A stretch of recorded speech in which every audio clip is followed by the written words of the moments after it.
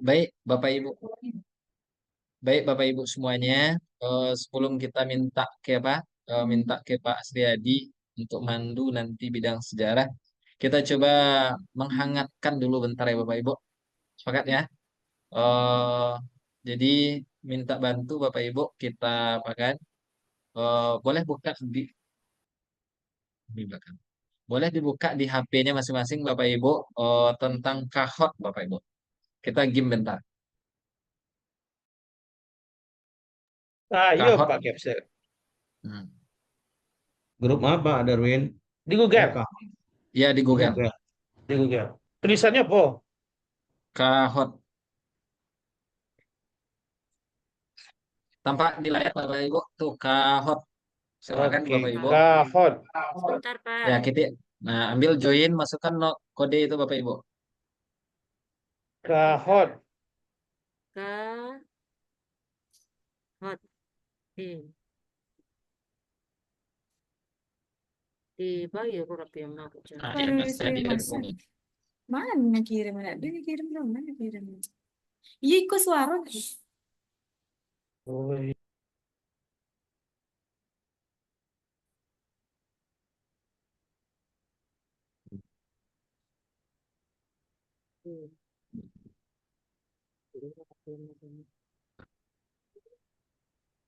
Play by TN Car. In Bluetooth mode. Beta janji, beta jaga.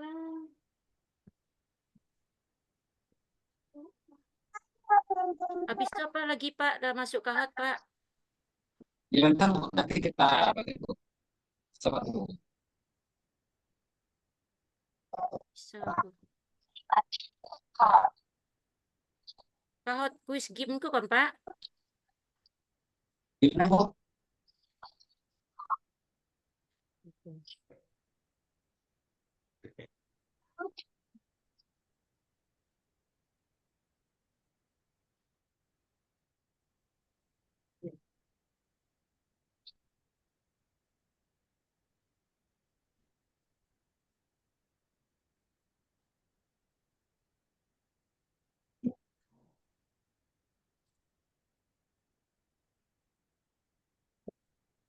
Kita tunggu kalau kita lihat Bapak Ibu.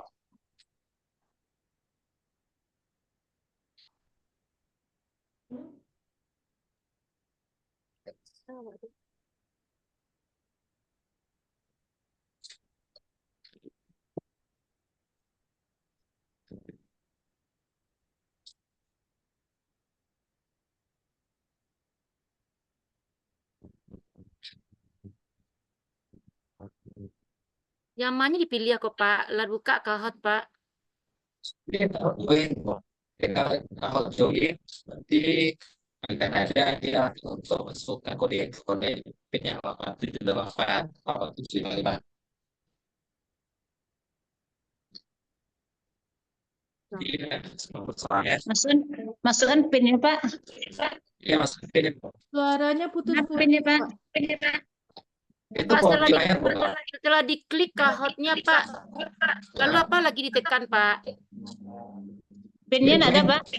Ambil melalui Pinnya barcode di aja, layar. Bu. Hah? Ambil melalui Pinnya di barcode layar. itu aja. 878 8755. Di layar dilihat, Bu. 878 8755. PIN-nya apa? PIN-nya kan terbuka itu. PIN-nya mana? Iya, pinnya Itu ada di di layar. layar. Maksud itu kan udah kita klik ke hot tuh. Iya, kahot tadi 878 8755 tadi kan udah terbuka kan. Itu kan tadi minta PIN. Join dulu, Azizo. Di bawah ambil. Di mana join? Nak nampak. Langsung dari barcode aja bisa, Bu. Nah, pakai barcode juga bisa tuh barcode-nya di layar. Ini juga salah satu bentuk strategi pembelajaran nih. Pandai, Bapak.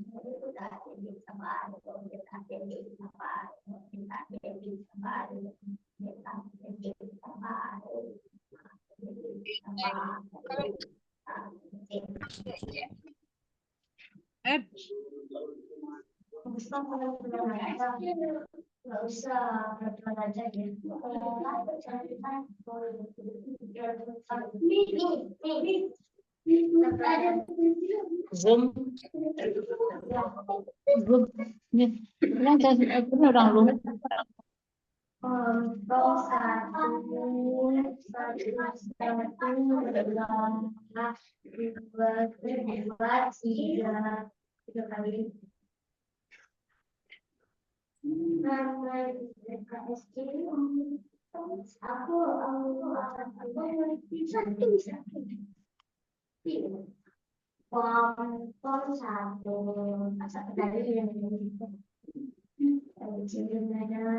Pak Darwin, ikut isi jam. Bisa Bos, bisa. Nggak bisa dong Pak. Kan setelah diklik kahot tuh Pak, ini tampilannya Pak. Ngomong atau Pak layar Ibu. Cari di Google-nya Kahoot Join. Jangan Kahoot saja, Kahoot Join. Oh, join.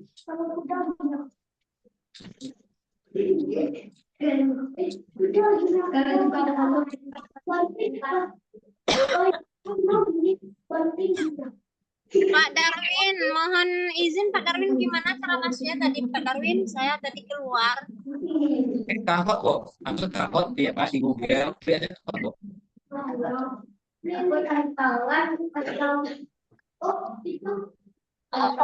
Pak Darwin, dibatasi peserta Pak Darwin. Dibatasi peserta, misalnya ada usahawan yang masuk ke bisa ada penuh ya. Iya. Oh 100 kayaknya cuma 14. Oh, Bagian 100. pertama nonton dari luar aja. Saya betul turun. Ah, iya, Bisa iya. klik itu Bu. Bapak Ibu bisa klik link yang nak kirim di chat Bu.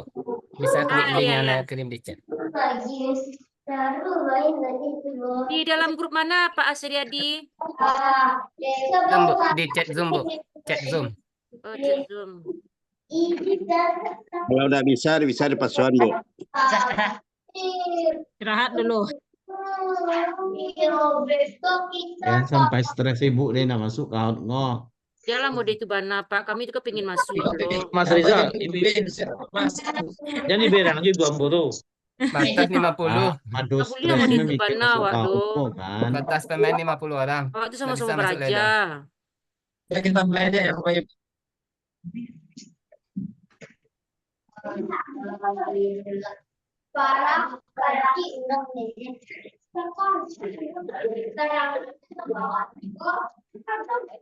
ada Pak Asriyadi dalam grup mana Pak Asriyadi? Kok nggak ketemu Pak Asriyadi? Di chat Zoom Bu. Chat Zoom Bu. Cuma soal keluar nih Bu. Peserta lah melebihi batas Bu. Nya 50 Bu. Oh, iya, nggak bisa. Apa nih? Ini maksudnya apa nih ya? Keluar lah. Halo Ba. Oh, di Zoom lihat ya soalnya ya lupa. Astagfirullah. Lanjut. Soalnya lihat di Zoom. Oh, Mantap. kamu boleh ya? Pak pakai HP dua-duanya, Pak.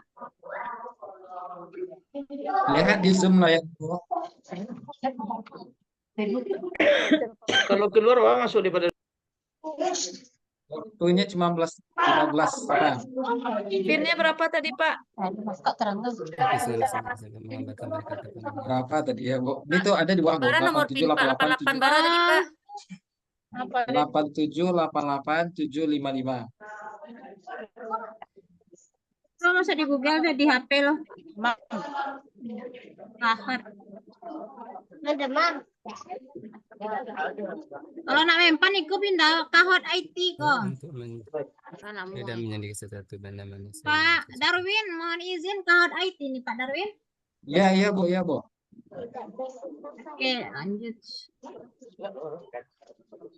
Ambil tas deh.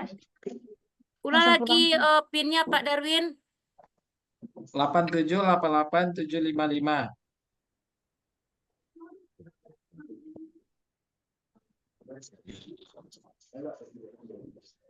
Enggak ngerti, waduh. Terus tekan oke go tuh Pak Darwin. Iya. Oh, nggak bisa masuk lagi Pak Darwin, kok nggak bisa masuk? Amul itu. Ada penuh tuh. Sabar ya, Bu. Nickname itu apa? Diisi juga Pak Darwin. Nama. Oh, Nickname tuh nama. Pak, sama Soleh. Alah taris ya. Nak masuk ada wajar itu. Iya, nggak bisa masuk, Pak. Ay, lah bisa. Soalnya salah sari sih Pak. Iya, nggak bisa masuk ya dia, Pak. Lah bisa masuk dong. Gimana? Terima sama kode. Bu, saya juga tidak bisa masuk.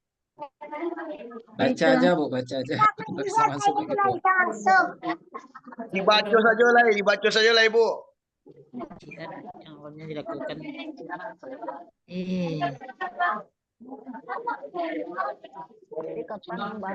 Jadi baca. Sorry, that nickname is taken, you know. Oh, nama asli. Anda mengaji Jangan. orang tua di luar karena bersama sekolah jadi istriku dan saya mencari alasan mereka tidak dapat pelatihan harus tegas diberikan dengan alasannya sudah memang deh. Coba tekan X tuh. Waktunya cepat kali, Pak. Belum selesai baca soal dah. Iyo capek banget Cepat, Pak. lagi waktu setele Pak. Tekan. Nggak selesai aja lah. Alam Selasa baca udah selesai lah tu sih. Telah selesai Pak Sediadi. Pak Febri Alah, Bu, juga. alah, Bu. Soalnya ke-6. Pada waktu itu, Pak. Pak Darwin dia soalnya juara 1 Pak Darwin. Hadiahnya kita Oke. Oh, Bapak Ibu, itu hanya pemanas saja dikit.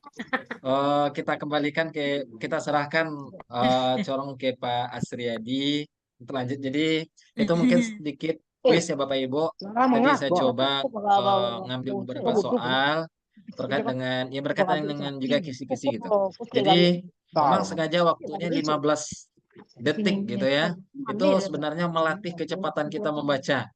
Ya, melatih kecepatan kita membaca sehingga memang nanti kita siap dengan satu soal 1 menit gitu Bapak Ibu. Oke, itu saja mungkin kepada Bapak Asriyadi kita silakan. Mungkin Bapak Ibu saran saya kita buka kameranya ya agar lebih enak narasumber kita ngomong gitu. Ketika tampak wajah-wajah berseri, Bapak Ibu semangat menuntut ilmu kan gitu. Kepada Pak Asriyadi disilakan. Oke, Pak. Baik, Pak Darwin, terima kasih waktu yang diberikan. Assalamualaikum warahmatullahi wabarakatuh. Waalaikumsalam warahmatullahi wabarakatuh. Baik, Bapak Ibu izin serlayan ya. Izin serlayan. Nampak layar yang bagikan, Bu? Nampak ya? Ya. Kita malam hari ini membahas tentang kisi-kisi SKI ya. Tadi Anda lihat di kisi-kisi soal kita itu untuk SKI dimulai dari nomor 29 sampai 42. SKI dimulai dari kisi-kisi nomor 29 sampai 42. Di sini kita mulai dari materinya Bapak Ibu. Kisi-kisi nomor 29, materi itu tentang perkembangan kebudayaan Islam pada masa Abu Bakar. Di indikator soalnya dijelaskan, diberikan data sejarah dan informasi tentang perkembangan dakwah dan pendidikan masa Abu Bakar. Mahasiswa atau kita mampu menganalisis perkembangan dakwah dan pendidikan pada masa Abu Bakar. Yang menjadi pokok yang perlu kita pahami di sini adalah kita harus tahu seperti apa perkembangan dakwahnya dan seperti apa perkembangan pendidikan di masa Abu Bakar. Anda sudah cari beberapa materi yang Anda temukan seperti ini. Jika nanti ada yang kurang pas, silakan dikasih masukan untuk kebaikan kita bersama lah ya. Nah, di sini Anda menemukan metode dakwah pada masa Abu Bakar As-Siddiq ada 5, kurang lebih ya. Yang pertama, metode dakwah bil lisan, itu langsung dengan teguran lisan gitu ya. Yang kedua, metode dakwah bil tadwin, dengan tulisan. Sudah melalui surat atau lewat ayat suci Al-Quran atau hadis gitu. Kemudian yang ketiga, metode dakwah bil yad, kekuatan, ditegur langsung pakai kekuatan tangan atau memang kekuasaan politik gitu. Nah, kemudian yang keempat, metode dakwah bil hal, ini dakwah melalui lembaga peradilan. Kemudian yang kelima metode dakwah uswatun hasanah, yaitu akhlak terpuji yang ditampilkan. Nah, selanjutnya kita bacakan. Akan menggunakan kekuatan kekuasaan sebagai strategi dakwah kepada orang-orang yang membangkang. Di antaranya, pertama, dakwah memerangi orang yang ingkar membayar zakat. Kedua, menumpas nabi palsu. Ketiga, menumpas kaum murtad dari ajaran Islam atau agama Islam. Dan yang keempat, dakwah dan memperluas wilayah Islam sampai ke Irak, Persia, dan Syria. Ini ya itunya. Kemudian perkembangan ilmu pengetahuannya pada masa Abu Bakar ini seperti apa? Di sini dijelaskan, kemajuan lembaga kutab terjadi ketika masyarakat Muslim telah menaklukkan beberapa daerah dan menjalin kontak dengan bangsa-bangsa yang lebih maju. Kutab ini selevel dengan SD ya Bapak Ibu ya. Ketika peserta didik selesai mengikuti pendidikan di kutab atau sekolah dasar, mereka melanjutkan ke jenjang pendidikan yang lebih tinggi, yakni di masjid. Di masjid ini ada dua tingkatan, yakni tingkat menengah dan tingkat tinggi. Yang membedakan di antara pendidikan itu adalah kualitas gurunya. Pada tingkat menengah, gurunya yang belum mencapai status ulama besar. Sedangkan pada tingkat tinggi, para pengajarnya sudah memiliki pengetahuan yang mendalam dan integritas kesolehannya, kealimannya yang diakui di dalam masyarakat. Materi-materi pada tingkat menengah dan tinggi terdiri dari Al-Quran dan tafsir, hadis, dan mengumpulkannya fikih. Nah, adapun materi pendidikan yang diajarkan pada masa Khalifah Abu Bakar untuk lembaga pendidikan kutab atau sekolah dasar adalah belajar membaca, menulis, kemudian membaca Al-Quran dan menghafalnya, dan belajar pokok-pokok agama seperti cara berwudu, sholat, puasa, dan sebagainya. Itu materi yang berkenaan dengan kisi-kisi soalnya tentang perkembangan dakwah dan pendidikan di masa Abu Bakar. Pertanyaan, kita uji coba pertanyaan berkenaan dengan materi ini Bapak Ibu.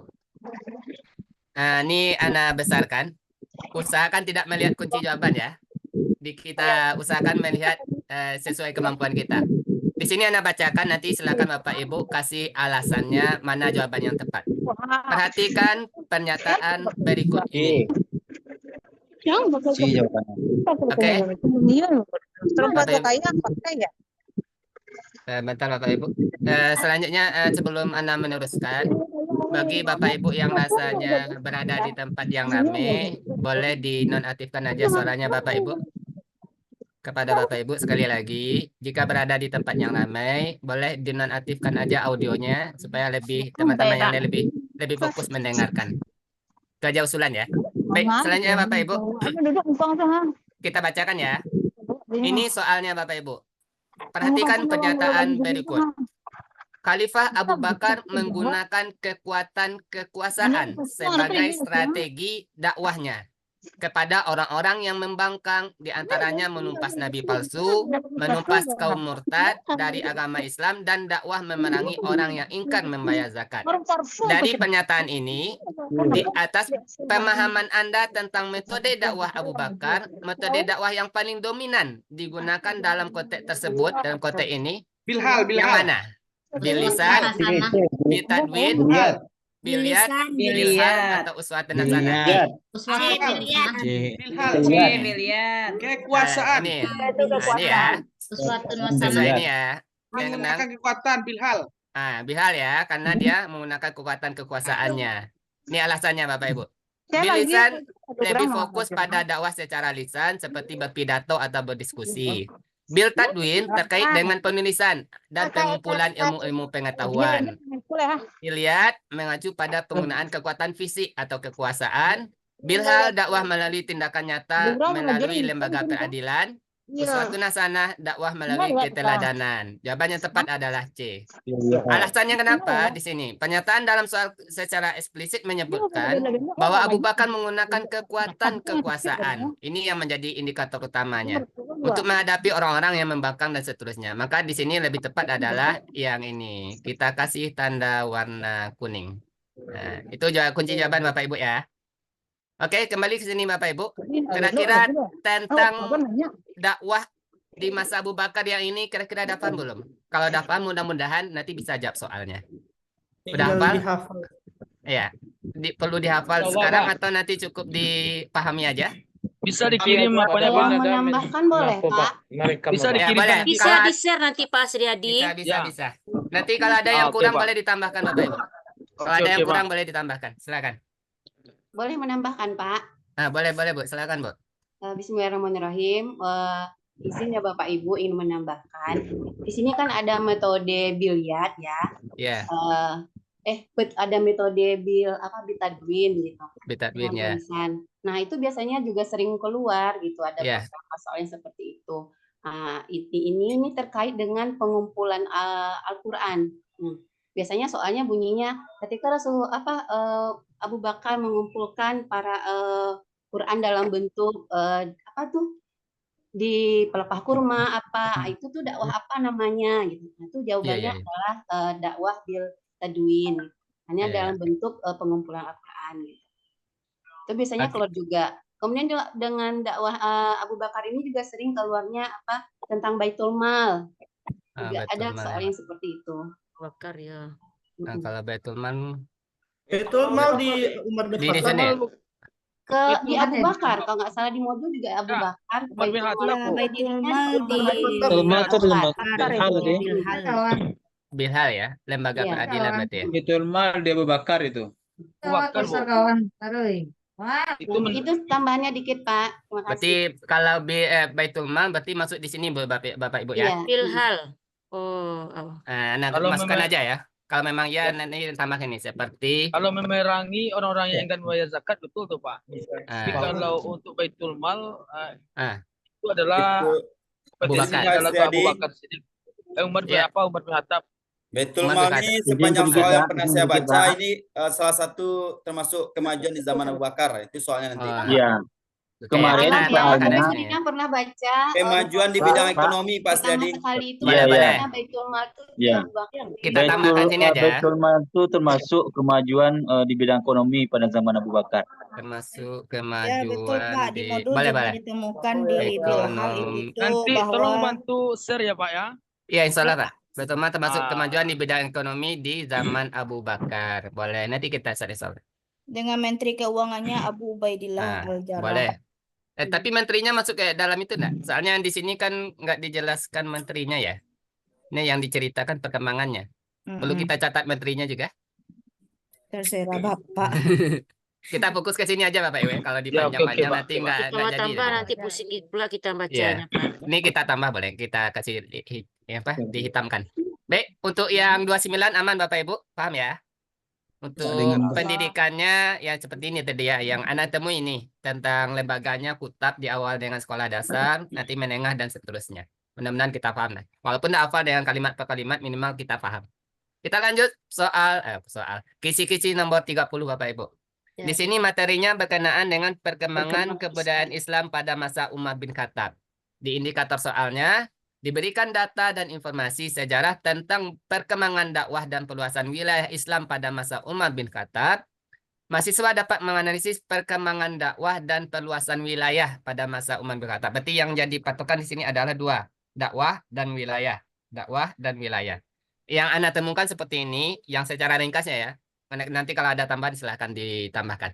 Pertama, perkembangan dakwah pada masa Umar bin Khattab itu melalui perluasan wilayah, mengeluarkan undang-undang ketertiban pasar, ukuran dalam jual beli, mengatur kebersihan jalan dan lain-lain, membagi wilayah pemerintahan, ada pusat dan ada provinsi yang diatur oleh gubernur. Sedangkan dalam perluasan wilayah, Umar bin Khattab dia menaklukkan Mesopotamia dan Persia dari dinasti Sassanid, kemudian juga mengambil alih Mesir, Palestina, Syria, Afrika Utara, dan Armenia dari kekaisaran Romawi atau Bizantium. Ini tentang itunya.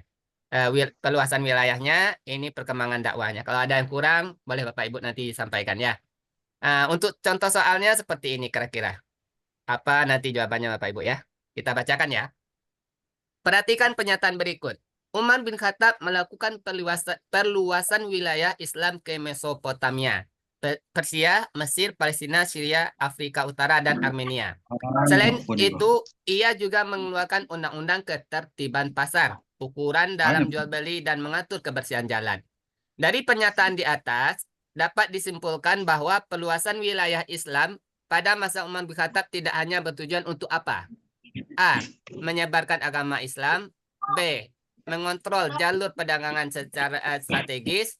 C. Menjaga keamanan dan ketertiban masyarakat. D. Memperkaya khazanah ilmu pengetahuan dan Islam.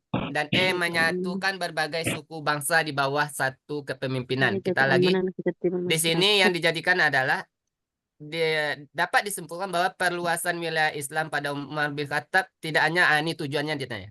Tujuannya dalam perluasan wilayah Umar bin Khattab itu apa? Apakah hanya sekedar menyebarkan Islam, mengontrol jalur perdagangan, menjaga keamanan dan ketertiban masyarakat, memperkaya khazanah ilmu, atau menyatukan berbagai suku bangsa? Tujuan utama perluasan wilayah pada zaman Umar bin Khattab. Jawabannya. Bapak Ibu? Berbagai suku bangsa di bawah kepemimpinan. Nah, ini ya, coba kita lihat ya, kira-kira jawabannya apa. Pembahasannya, A, B, dan E semuanya merupakan tujuan yang jelas dari perluasan wilayah Islam pada masa Umar bin Khattab. A, B, D, dan E, berarti C yang bukannya. Nah, kemudian penyebaran agama Islam adalah tujuan utama. Mengontrol jalur perdagangan penting. Mengontrol jalur perdagangan penting. Kemudian untuk ekonomi negara, pertukaran ilmu pengetahuan dengan budaya lain juga menjadi fokus. Ini benar semua ya. Dan menyatukan berbagai suku bangsa di bawah satu kepemimpinan adalah bagian dari upaya membangun persatuan umat. Tetapi jawaban yang paling tepat itu C. Alasannya, meskipun Umar bin Khattab memang mengeluarkan undang-undang untuk menjaga keamanan dan ketertiban, ini bukan salah satu tujuan dari perluasan wilayah. Ini pertanyaannya adalah tujuan perluasan wilayah dan ketertiban masyarakat. Ya, itu bukan salah satu tujuannya. Alasannya perluasan wilayah pada masa Umar bin Khattab lebih dari sekadar menjaga keamanan dan ketertiban. Meskipun aspek ini penting, tujuan utama adalah untuk menyebarkan Islam, memperkuat ekonomi, membangun sebuah imperium yang kuat dan adil. Undang-undang yang dikeluarkan adalah sarana untuk mencapai tujuan yang lebih besar. Jadi yang lebih tepat Bapak Ibu, jawabannya C. Walaupun A, B, D itu juga benar, tapi yang paling tepat itu C. Menjaga keamanan dan ketertiban pasar. Oke, kira-kira pada nomor 30 ini, indikator 30, Bapak Ibu ada tambahan tentang materinya, perkembangan dakwah dan perluasan wilayah pada zaman Umar bin Khattab? Kalau enggak, kita lanjut. Tidak usah lanjut, Pak. Tadi. Ya, Bapak. Silakan, Pak. Ini soalnya mungkin kita apakan lagi kan. Iya, ya. Dari pernyataan di atas dapat disimpulkan bahwa perluasan pada masa Umar bin Khattab tidak hanya bertujuan untuk Tidak hanya. ya kalau kita kaitkan dengan apanya gimana nih? Ini kan lebihnya kepada, saya menerkannya tadi ini B nih, lebih ke perdagangan gitu. Tidak hanya Mungkin perlu ya maksudnya perlu kita kunyah-kunyah lagi gitu. Boleh. Ini kan mendapat juga nih. Ini dari Google, Bu ya, dari ChatGPT dan Gemini AI juga. Kadang yang buat di situ ada juga benar, ada salahnya. Tapi mereka beralasan seperti ini. Alasan ini benar atau salah, kita yang mengambil nanti ya. Ini alasannya ini seperti ini tadi. Alasannya kenapa dipilih C, karena C ini bukan hanya salah satu saja. Dia banyak gitu ya. Kurang lebih seperti itu Bapak Ibu. Boleh nanti di itu. Ini benar, A, B, D, E benar. Ini benar. Tujuan yang jelas benar, tetapi yang menjadi pokoknya bukan di situ katanya. Lebih kecenderung ke C. Alasannya, meskipun Umar bin Khattab memang mengeluarkan undang-undang untuk menjaga keamanan dan ketertiban, ini bukan salah satu tujuan dari perluasan wilayah. Iya, ini tidak hanya ya. Tidak hanya. Berarti yang bukan berarti ya. Yang bukan berarti ya. Oke Bapak Ibu ya, itu alasannya. Ya di sini tidak hanya bertujuan, berarti ada tujuan lain gitu ya. Berarti yang bukannya di sini. Iya, tidak hanya di sini. Berarti yang lebih tepatnya itu C. Yang A, B, D, E benar, tapi kurang tepat. Kita kasih warna kuning. Baik, Bapak Ibu, kita lanjut ke kisi-kisi nomor 31. Di sini tentang Utsman bin Affan, di mana kisi-kisinya perkembangan dakwah dan perluasan wilayah di masa Utsman bin Affan. Ana menemukan beberapa materi kurang lebih seperti ini Bapak Ibu. Ini Ana kecilkan dulu. Kalau nanti ada yang beda boleh disampaikan.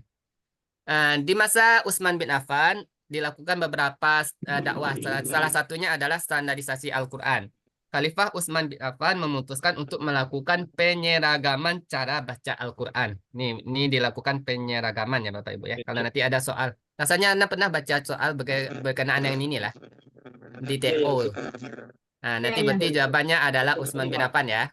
Yang kedua, pembangunan visi Utsman bin Affan bekerja sama membangun bendungan untuk menjaga arus banjir yang besar dan mengatur pembagian air ke kota. Dia juga membangun jalan-jalan, jembatan-jembatan, masjid-masjid dan memperluas masjid Nabi di Madinah. Ini penjelasan perluasannya. Utsman bin Affan khalifah pertama yang melakukan perluasan Masjidil Haram atau yang berada di Mekah dan Masjidil Nabawi yang ada di Madinah. Menaklukkan Syria, Afrika Utara, Persia, Khurasan, Palestina, Siprus, Rhodes, dan juga membentuk angkatan laut yang kuat. Melanjutkan usaha penaklukan Persia, kemudian Tabaristan, Azerbaijan, yang di dekat Yordania ya, dan Armenia. Usaha perluasan daerah kekuasaan Islam tersebut lebih lancar lagi setelah dibangunnya armada laut ini. Yang armada laut yang kuat ya. Satu persatuan daerah di seberang laut ditaklukkannya, antara lain wilayah Asia Kecil, pesisir Laut Hitam, Pulau Siprus, dan Rhodes. Ini yang ini tadi ya, yang warna hitam ya. Kira-kira paham ya Bapak Ibu ya? Atau perlu kita lihat petanya? Mana itu Afrika Utara, mana itu Persia, Khurasan, dan sebagainya? Atau cukup dibayang-bayangin aja? Kalau mau kita lihat, kita buka Google Map. Lari bayangi sila Pak. Nah, bayang aja lah ya. Pak, lanjut Pak. Pokoknya sekitar Timur Tengah itulah. Nggak mungkin sampai ke Eropa, nggak mungkin pula sampai ke Amerika. Kurang lebih seperti itu Bapak Ibu ya. Ini ada soal latihan. Mudah-mudahan ini mengasah pemikiran hot kita ya. Perhatikan pernyataan berikut.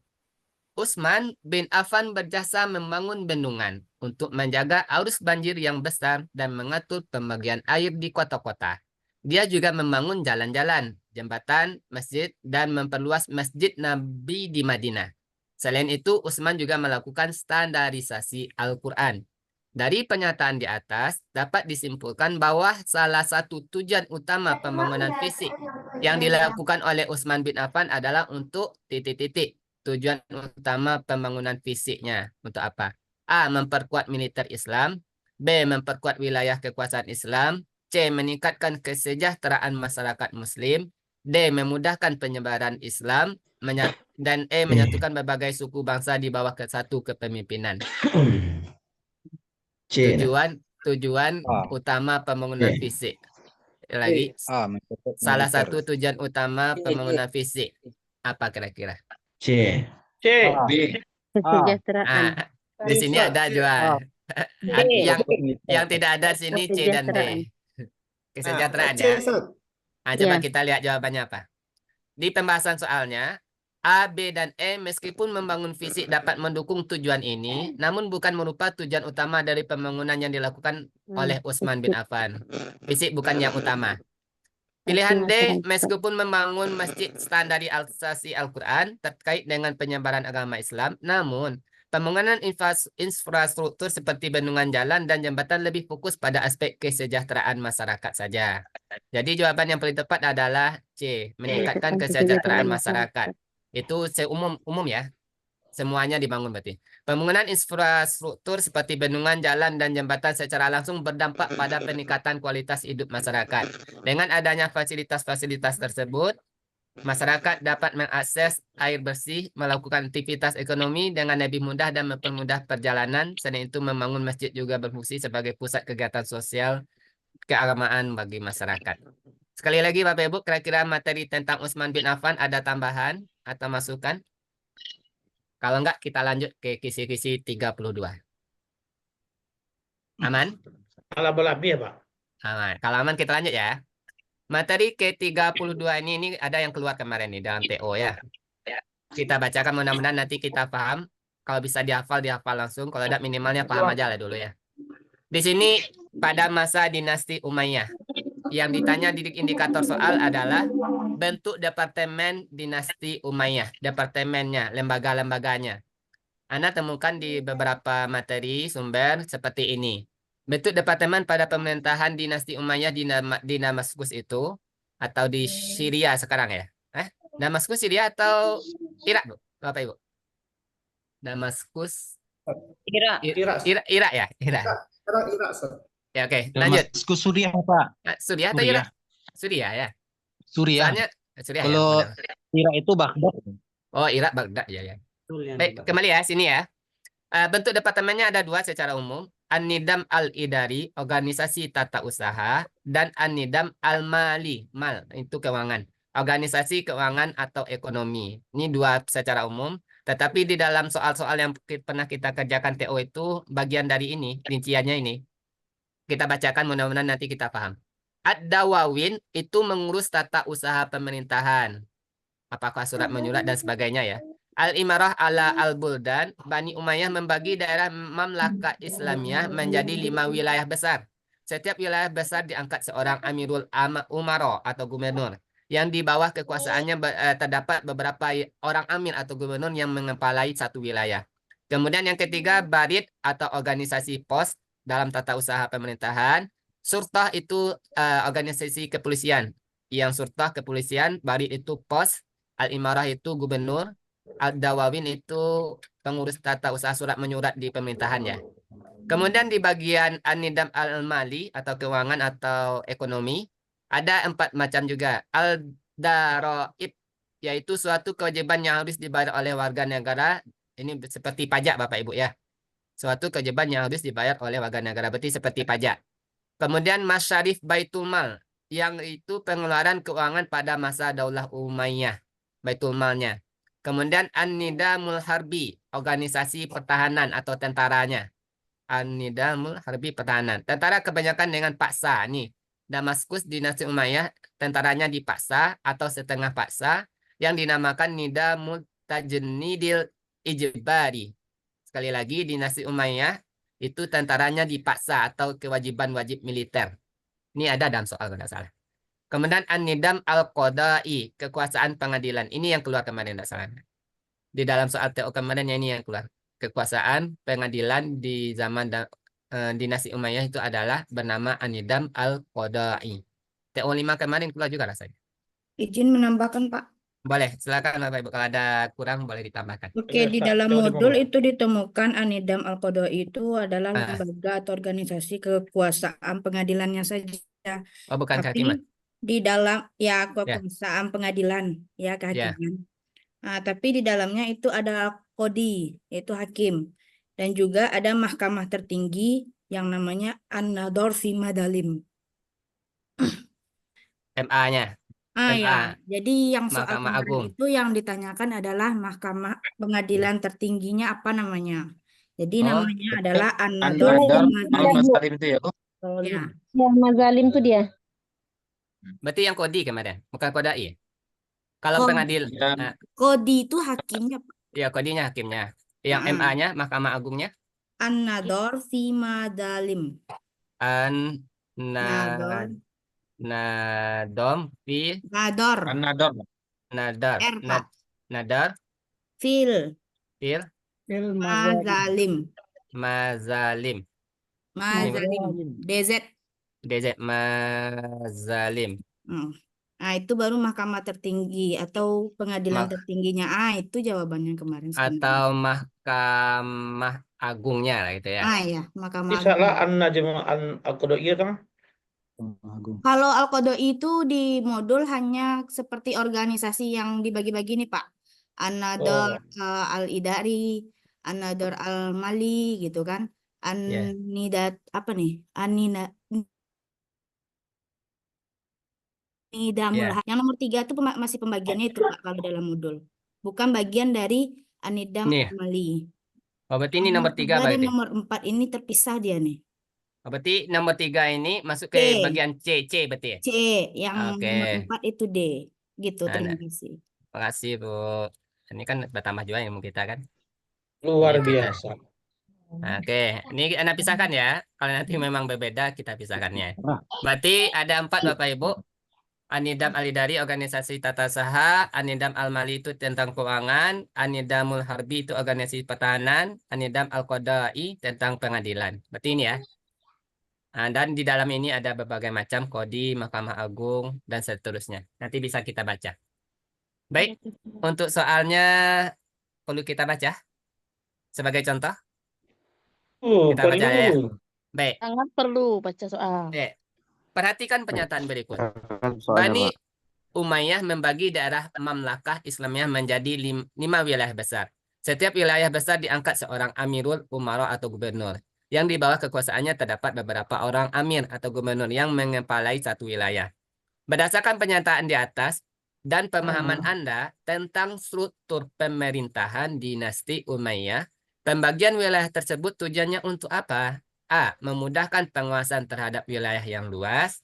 B. Mencegah terjadinya pemberontakan di daerah-daerah.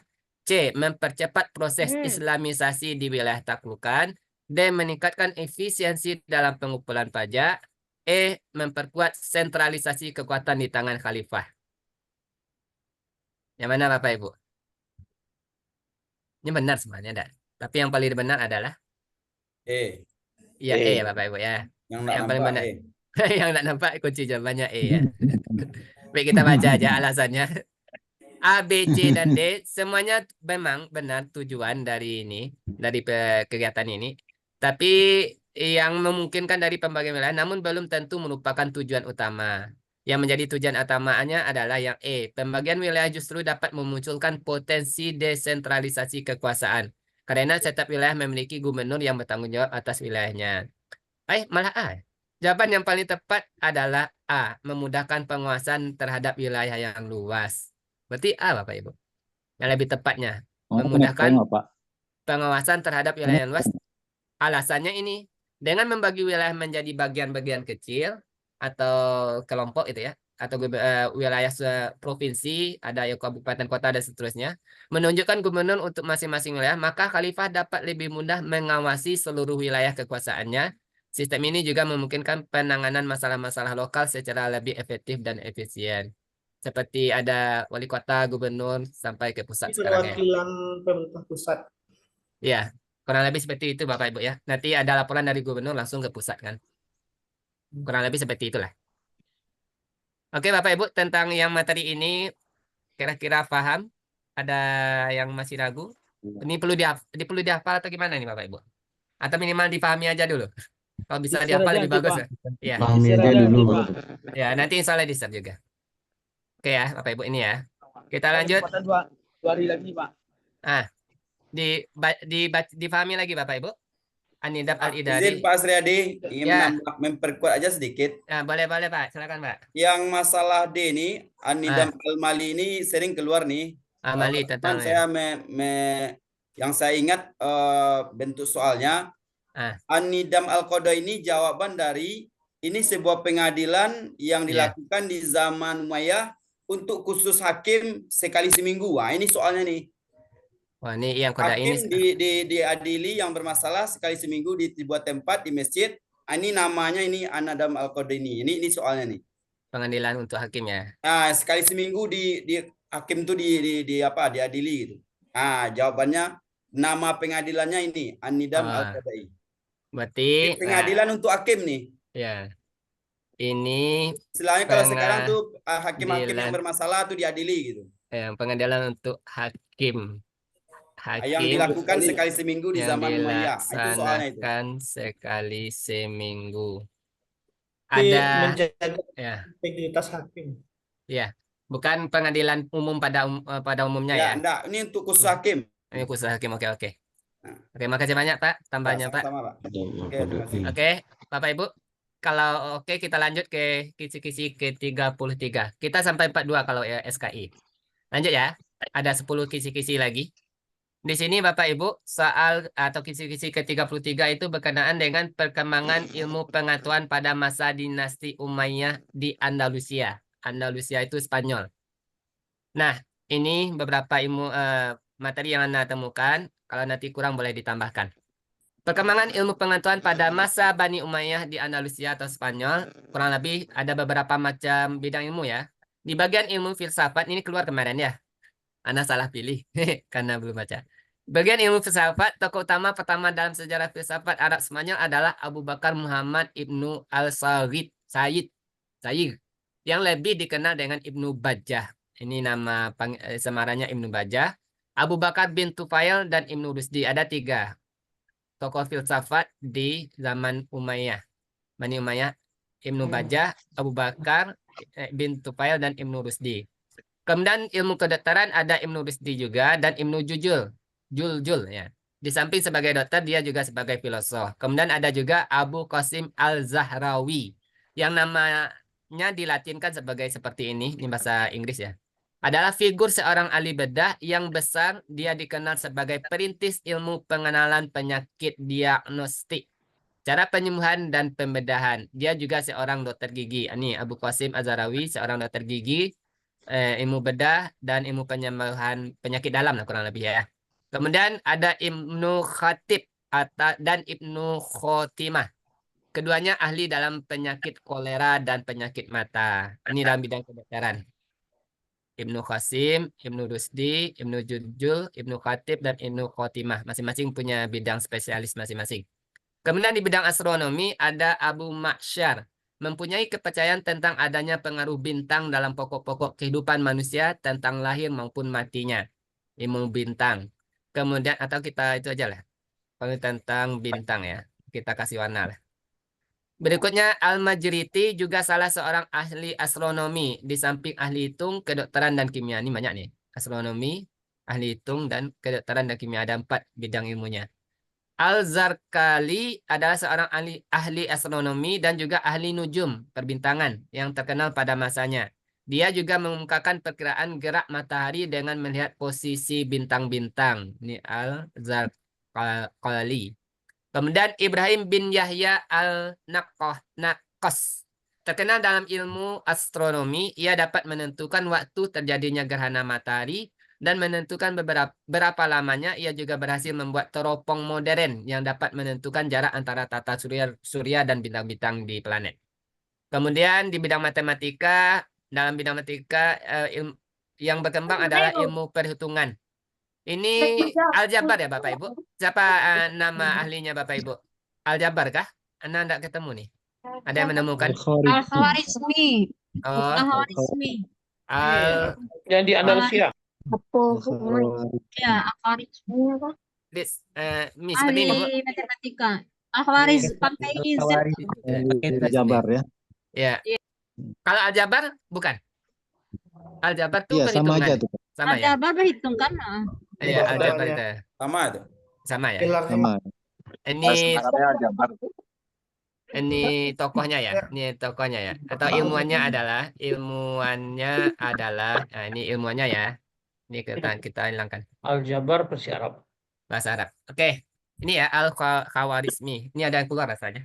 Kita lanjut bahasa dan sastra. Di sini bahasa dan sastra telah menjadi bahasa administrasi pemerintahan Islam di Spanyol, khususnya di Cordova. Ini nama-nama ahlinya: Ibnu Sayyidi, Ibnu Malik, pengarang Alfiyah, Ibnu Khurus, Ibnu Al-Hajj, Abu Ali Al-Ishbi, Abu Al-Hasan Ibnu Usfur, dan Abu Hayyan Al-Ghamdi. Mudah-mudahan nyangkut lah ya. Sedikit banyaknya nyangkut nanti ya. Kemudian bagian sejarah dan geografi, Ibnu Jubair dari Valencia menulis tentang negeri-negeri Muslim di Mediterania dan Sisilia. Dan Ibnu Batutah dari Tangier mencapai Samudra Pasai. Ya, berarti ini itu ya. Dan Sisilia ini Ibnu Batutah ya. Untuk Muslim di Mediterania. Ini bagian bawah berarti Bapak Ibu ya. Ini bagian bawah. Silsilah dan Ibnu Batutah dari Tangier. Ini mencapai Samudra Pasai dan Cina. Ini, garis miring ya. Ibnu Khatib menyusun di Granada. Ibnu Khaldun dari Tunisia adalah perumus filsafat sejarah. Semua sejarah di atas, sejarawan di atas bertempat tinggalnya di Spanyol atau Andalusia. Yang kemudian akhirnya ada yang pindah ke Afrika juga. Ini informasi tambahan. Baik Bapak Ibu, kita uji coba soal yang ada. Kira-kira mana yang lebih tepat nanti Bapak Ibu. Soalnya, Ibnu Batutah dari Tangier menulis tentang negeri-negeri Muslim di Mediterania atau Sisilia. Berdasarkan pernyataan tersebut dan pemahaman Anda tentang kontribusi ilmuwan Muslim di Andalusia atau Spanyol, manakah kesimpulan yang paling tepat mengenai peran Ibnu Batutah? Dia sebagai menulis berarti di bagian bahasa ya, bagian bahasa sastra. Ibnu Batutah lebih dikenal sebagai seorang penjelajah daripada seorang ilmuwan. B. Penjelajahan Ibnu Battuta tidak memiliki kaitan dengan perkembangan ilmu pengetahuan di Andalusia. C. Catatan perjalanan Ibnu Battuta memberikan kontribusi besar pada perkembangan ilmu geografi. D. Ilmu Battuta lebih fokus pada perkembangan ilmu agama daripada ilmu pengetahuan. Dan E. Perjalanan Ibnu Battuta bertujuan untuk menyebarkan agama Islam ke wilayah-wilayah yang belum mengenal Islam. Dia sebagai apa? Menulis tentang negeri-negeri Muslim di Mediterania dan silsilah. Yang mana kira-kira Bapak Ibu? C, Ustaz. C. Ya. C. Ada yang lain? C, Ada yang Ustaz. lain? C ya. Ada Ya, yang lain? Ustaz. Nah. Ada yang E, Ya, ada yang C. Ada C E, dan ada E. yang C ya. Baik, kita lihat C. jawabannya adalah yang benarnya adalah C. Catatan perjalanan Ibnu Battuta memberikan kontribusi besar pada perkembangan ilmu geografi. Alasannya, catatan perjalanan Ibnu Battuta memberikan deskripsi rinci tentang berbagai wilayah, budaya, dan masyarakat yang dikunjunginya, termasuk informasi tentang geografi, flora, fauna, dan kondisi sosial masyarakat setempat. Informasi ini sangat berharga bagi perkembangan ilmu geografi pada masa itu. Berarti yang lebih tepat itu C. Kita kasih warna ya Bapak Ibu ya. Kita kasih warna warna kuning. Oke. Ada tambahan Bapak Ibu tentang perkembangan ilmu pengetahuan di masa dinasti Umayyah atau di Andalusia? Kalau pas kita lanjut. Ini ilmu filsafat, kedokteran, astronomi, matematika, bahasa, dan sastra tentang dan sejarah dan geografi. Ada 6 kategori atau cabang ilmunya. Masing-masing cabang ilmu punya tokoh masing-masing. Mudah-mudahan sedikit banyak menyangkut ya. Ibnu ini Rusdi yang keluar kemarin tentang Mau ahli tanya Ustaz. filsafat. Boleh nggak? Izin bertanya Ustaz. Ini bertanya tentang tokoh tokoh kedokteran itu Ibnu Sina itu hidup pada masa Khalifah Abbasiyah atau Umayyah itu Ustaz? Kita cek yang di KPT ya. Nggak ada Ibnu Sina lahir pada pemerintahan Abbasiyah. siapa? Kita cek ya.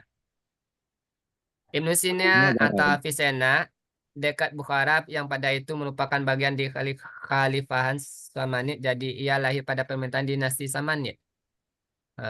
Kurang pas. 1980 Bapak Ibu. Samanid apa nih?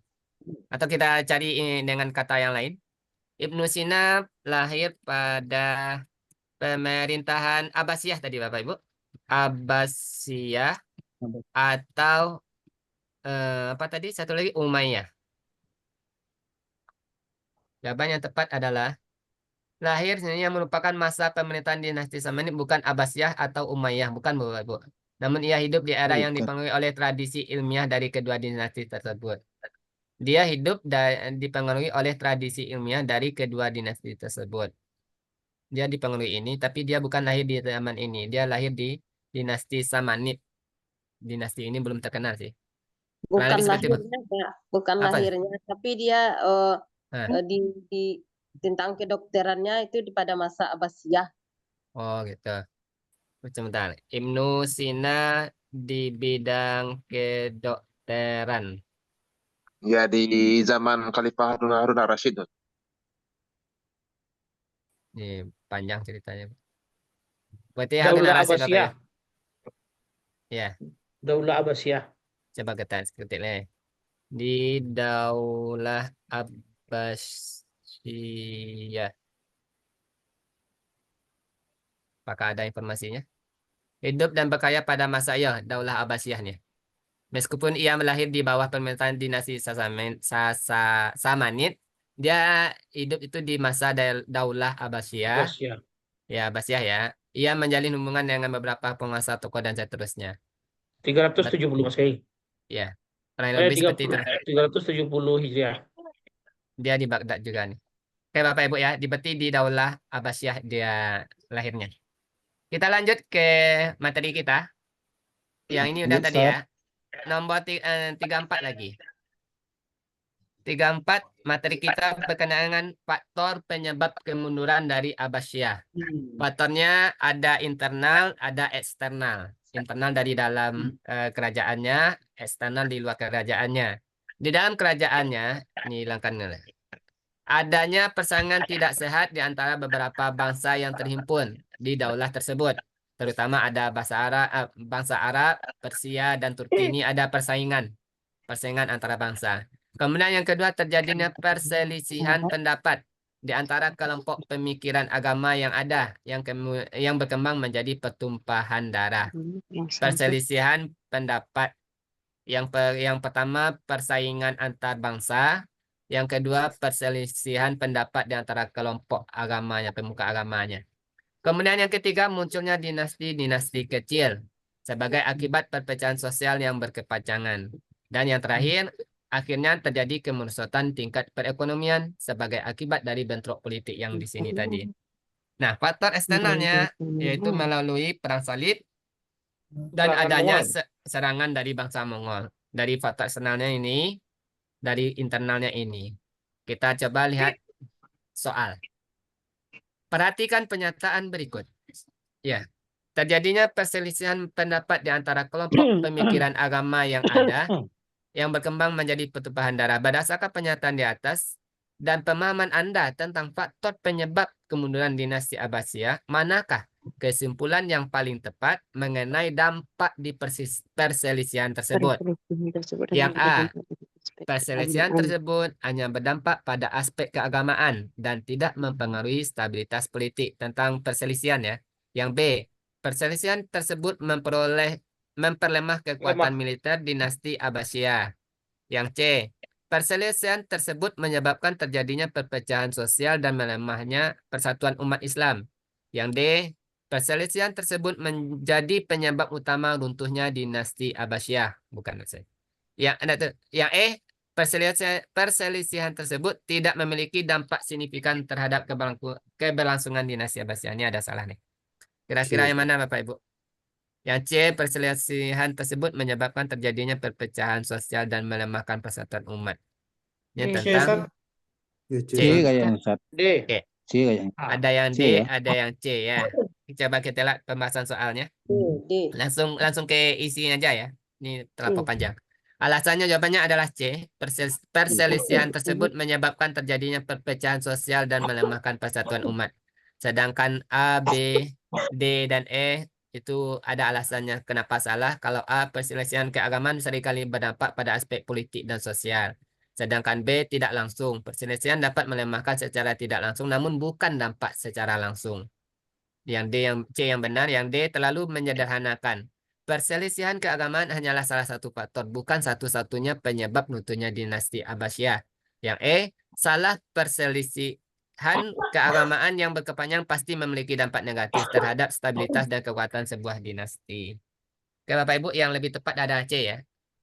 C. Memicu perpecahan sosial. Kita lanjut soal kisi-kisi ke-35. Ini materi tentang dinasti Abbasiyah. Yang ditanya di indikator soal adalah wilayahnya. Wilayahnya saja. Enggak sejarah perkembangannya seperti apa, sejarah dakwahnya seperti apa, enggak ada. Di indikator soal adalah wilayahnya. Wilayah kekuasaan dinasti Abbasiyah. Di sini Anda menemukan ini materinya. Secara ringkas ya, enggak sepanjang-panjang. Anda ambil aja bagian ringkasannya saja. Bagian barat, dinasti Abbasiyah, dia sampai perluasan wilayahnya Samudra Atlantik. Di bagian timur sampai India dan perbatasan Cina. Barat itu sebelah kiri ya. Kalau di peta sebelah kiri. Timur itu sebelah kanan India dan perbatasan Cina. Kemudian bagian utara itu Laut Kaspia sampai ke selatan Teluk Persia. Nah, ini wilayah dinasti Abbasiyah.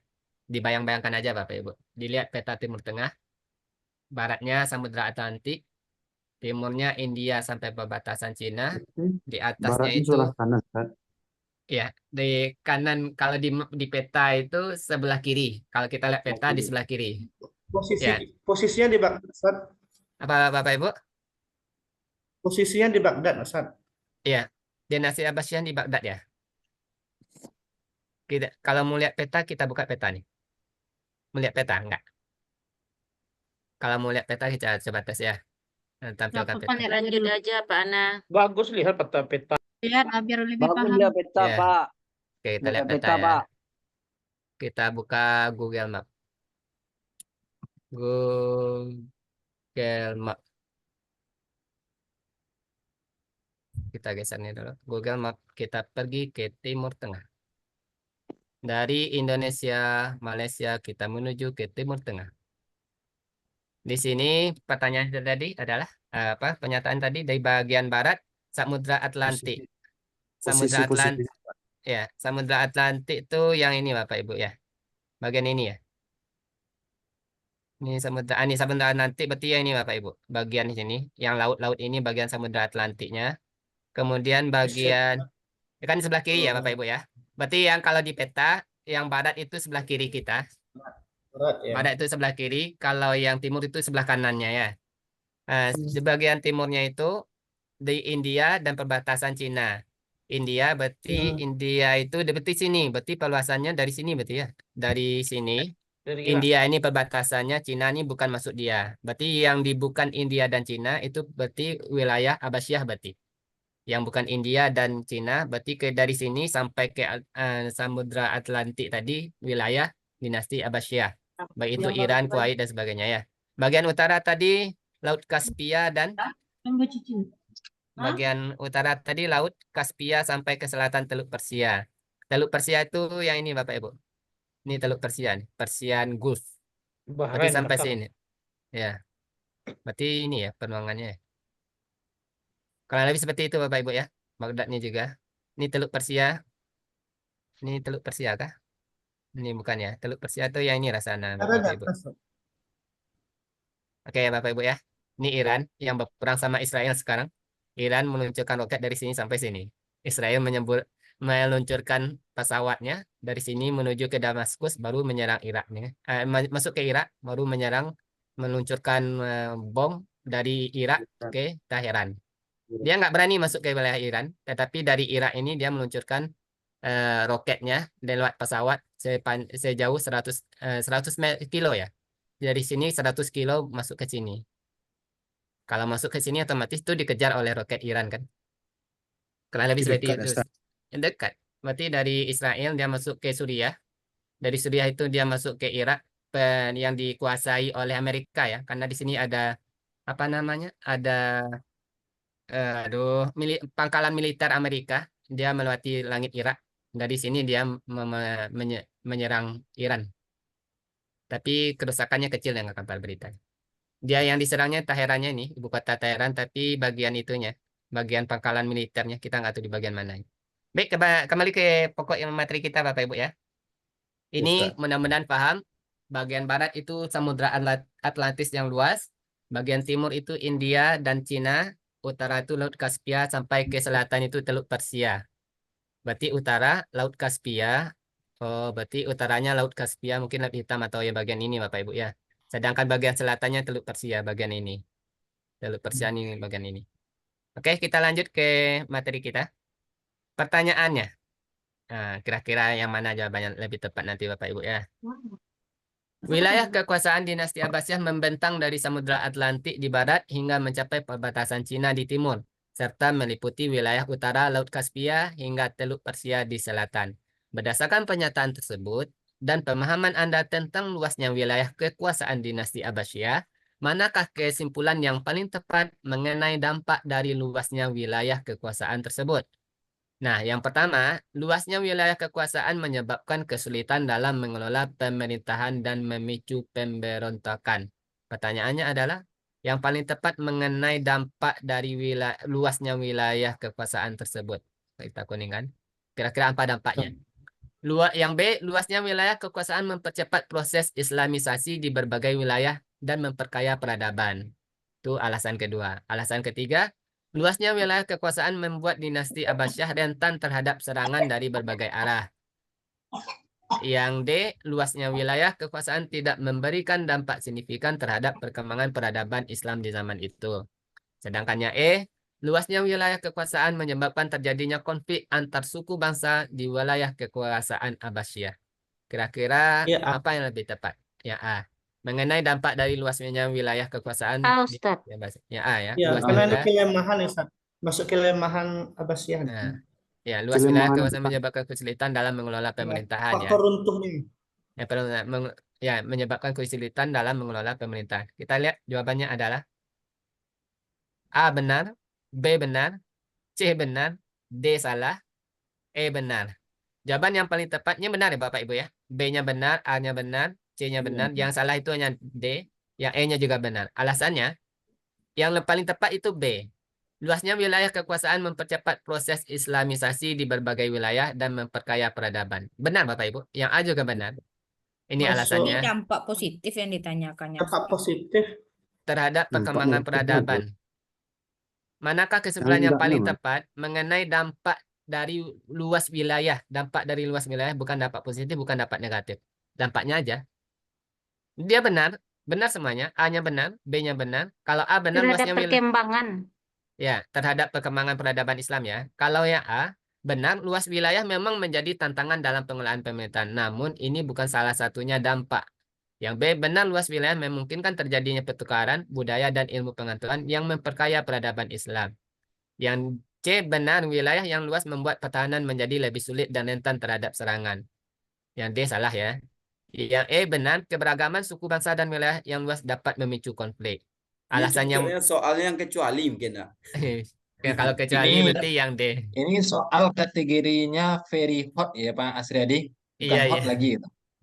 Dia benar Hot, semua. Ini tambah hot nih. Kata Pak Basori kemarin, Mak. Soal itu Wah, ini benar ada- semua. Tapi yang paling benar itu yang mana ya? Kan itu yang pusing kepala Pak kan. Ya, super hot soalnya. Wikipedia. Dia benar. Baik, kembali ke materi kita ya. Kalau Siap, rasanya ini udah oke, Ustaz. kita lanjut. Ya, silakan Pak. Kira-kira kan banyak soal-soal yang menjebak. Kemudian Iya. jawabannya itu hampir sama semuanya. Iya, iya, iya. Apakah dalam penilaian itu ketika kita tidak tepat menjawabnya kan apakah ada penilaian jawaban yang paling benar 5 contohnya kan yang mendekati itu 4 apakah ada penilaian seperti itu atau bagaimana? Kira-kira. Tapi Ya, dari Itu. yang Anda dengar dari penjelasan Pak Basori kemarin, sistemnya gimana? Pokoknya soal itu nggak ada yang salah katanya. Dia benar, tapi poinnya nggak tahu lah sistem poinnya berapa. Apakah ada sistem poin kalau benar kali itu 4, 5, kalau benar sedikit 4, kita nggak tahu. Soalnya kita nggak dikasih ini lihat juga berapa poin nih kita kan. Kita nggak tahu juga poin kita berapa. Waktu Kalau itu tadi disampaikan Pak Basari, Ustaz. ya, Nggak ada soal yang poin 4, 3, 2, 1. Kalau salah ya salah. Hanya satu soal yang gitu. benar yang dipilih ya. Oh gitu. Gitu. Dan tapi kita nggak tahu Makanya lah ya. kita tuh 85 atau 84 baru aman. 85, 85 Sama benar. itu kata Pak Usuri itu. Ya betul. Mudah-mudahan ya. Mudah-mudahan Bapak Ibu ini semua Saya kira kayak ujian apa Pak? Ujian ketika K kan benar ya. ada poin-poin tertentu. Mudah-mudahan lah ya. Kita nggak tahu. Kalau mudah seperti itu lebih gampang kan. Kalau Oke, saya tanya kemarin ada teman dokter dari Jogja, bahwasannya katanya UP itu ada perizinannya, UKIN itu ada perizinannya, dan kuliah yang apa itu tugas kita itu ada perizinannya. Berarti ada peserta persen Berarti masing-masing ya. Wah ya, itu yang saya dapat baca. Ya, Iya. betul, Pak. Karena kalau saya tanya sama teman-teman yang sudah sudah sertifikasi, sudah ujian UP, bahwa saya nanti yang apa itu pas lulus itu nilai kita ada dilihatkan itu. Iya. Lulus atau tidak lulus saja. Ini juga penuh misteri di UP ini. Ya kan? Iya, iya, iya. Nah, Mereka mudah-mudahan tahu. kita semua lulus gitu. Karena Pak Amin. Basori saya tidak ada menekankan harus belajar, nilai harus tinggi kan ada itu. Nggak ada, Cuma ya. teknis-teknis apa pelaksanaannya saja jangan sampai kita lupa kan atau ada yang tidak sesuai lah kita kerjakan sehingga membuat Ikuti kita fatal. prosedurnya aja, itu kata Pak Basori. Mudah-mudahan lulus ya Bapak Ibu. Amin. Ya sama Baik, kayak Bapak Ibu. Peritek, Ustaz. Kita peritek Ya. dulu kan tahu juga. Sama lulus. Belajar. Iya, iya. Mudah-mudahan ya. Penting teknisnya jangan. Ya. Yang penting kita jadi langsung aja nggak Pak? Nah, lanjut Ya. itu hari malam selesai soal Pak. Baik, kita lanjut ya. Kita sampai soal 42. Ini soal 36 lagi. Di sini materinya adalah tentang masuknya Islam di Indonesia. Yang menjadi indikator soal adalah kita harus paham tentang jalur masuknya. Dalam jalur masuknya ini kan ada 4 teori ya. Teori Arab, India, Persia, sama Cina. Tetapi yang berkenaan dengan teori masuknya itu Yang ada di soal biasa-biasanya itu adalah teori dari Arab. Teori ini teori dari Arab ya. Teori dari Arab ini ada 2 jalur masuk Islam ke Indonesia, yaitu melewati jalur utara dengan rute Arab, Mekah atau Madinah, kemudian ke Damaskus atau Syria, kemudian Baghdad atau Irak, kemudian Gujarat, pantai barat India, kemudian Sri Lanka, kemudian baru sampai ke Indonesia. Kemudian di bagian selatan, rute Arab, Mekah, Madinah, kemudian pergi ke Yaman, Gujarat, pantai barat India, Sri Lanka, Indonesia. Yang beda adalah bagian ini. Damaskus, Baghdad. Nah, dengan ini yang beda. Di ini Baghdad, Damaskus, Baghdad sama ini. Kalau mau kita lihat, peta seperti ini, Bapak Ibu. Kalau mau kita lihat peta ya. Dari ini peta Mekah, Madinah. Kalau ke atas itu dia pergi ke Suriah, kemudian melanjut ke Baghdad. Dari Baghdad ini dia pergi ke barat Laut India. Berarti di sini Mumbai ini ya. Dari sini pergi ke Mumbai. Dari Mumbai ini dia pergi ke Sri Lanka. Dia ke bawah Sri Lanka. Dari Sri Lanka ini baru masuk ke Indonesia. Apakah lewat laut atau gimana kita nggak tahu di zaman itu ya. Kalau lewat laut berarti sampai ke Aceh atau sampai ke mana kita nggak tahu. Dari Sri Lanka langsung ke Indonesia. Kalau lewat selatan dari Arab ini, dari Mekah, Madinah, dia pergi ke bawah. Ke bawah itu langsung ke Yaman. Dari Yaman ini dia langsung ke sini. Baghdad. Bukan ke Baghdad, dari Yaman Gujarat, ke India. Gujarat. Gujarat atau pantai barat India. Pantai barat India di sini ya. Baru Kemudian ke Sri Lanka. Ke Sri Lanka, baru ke Indonesia. Dibayangkan aja lah Bapak Ibu. Nanti kayak itu. Suriah, Irak, kemudian ini India, Sri Lanka, Arab, Yaman, India, Gujarat, Sri Lanka, ya Malaysia. Bisa dihafal Asal. Lanjut ke sini. Pertanyaannya. Nah, ini ya, pertanyaannya.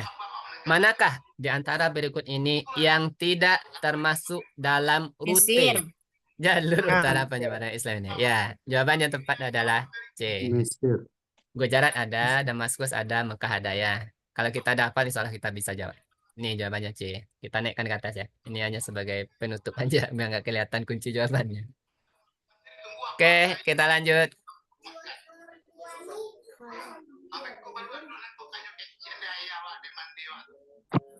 Nomor 37. Dakwah Islam di Nusantara, Bapak Ibu. Di sini yang perlu kita pahami adalah tentang corak strategi dakwah Islam di Nusantara. Seperti apa bentuk dakwah Islam di Nusantara? Yang Anda temukan ada 6 kategori. Ada dalam bentuk perdagangan, perkawinan, pendidikan, tasawuf, kesenian, dan politik. Perdagangan itu seperti apa? Pada abad ke-7 Masehi sampai abad ke-16 Masehi merupakan tahap awal masuknya agama Islam di Indonesia melalui perdagangan. Ini para pedagang berinteraksi dan berasimilasi dengan penduduk pribumi sekaligus menyebarkan ajaran agama Islam kepada mereka. Melalui perkawinan, ketika akan dilangsungkan pernikahan, para wanita pribumi disuruh mengucapkan 2 kalimat syahadat sebagai tanda telah menerima Islam sebagai agama dan keyakinan. Berarti pedagang Arab itu menikah dengan pribumi Indonesia, tapi wajib mengucapkan 2 kalimat syahadat dulu, baru dia menikah. Kalau enggak, berarti dia nggak mau menikah. Kemudian pendidikan tersebut dilaksanakan di pesantren-pesantren yang diampu oleh para kiai melalui pesantren. Kalau di bagian tasawuf, ketika itu ajaran tasawuf banyak ditemukan dalam hikayat masyarakat setempat. Para tokoh penyebar tasawuf di Indonesia yang terkenal diantaranya Syekh Abdul Somad, Hamzah Fansuri, dan Nuruddin Anraniri. Bagian kesenian, seni pahat, seni musik, seni sastra, dan juga bangunan-bangunan. Bangunan tempat beribadah pada para kiai zaman dahulu, misalnya Masjid Kuno di Demak, di Cirebon, di Aceh, Banten, merupakan sebagian dari peninggalan penyebaran agama Islam melalui seni. Bagian politik, penyebaran agama Islam melalui politik ini dimaksud ketika seorang raja memeluk agama Islam, maka rakyatnya akan otomatis masuk Islam juga. Ini bentuk-bentuk coraknya. Nah, kira-kira jawaban ini mana yang lebih tepat? Manakah di antara jalur berikut ini yang tidak melibatkan proses akulturasi dalam penyebaran Islam di Indonesia? Akulturasi itu budaya. Budaya. A, perdagangan. Yang tidak ya? D. Nah, Politik, Sab. Nah, coba kita lihat jawabannya ya.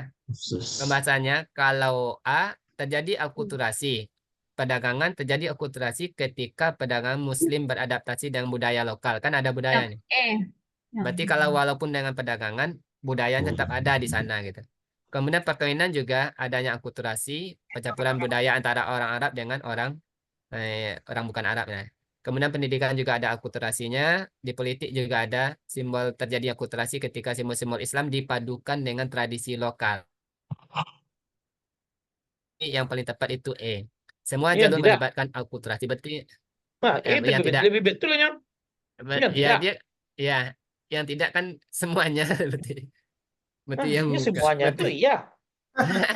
Berarti semuanya, Ustaz. salah Iya. Google ya.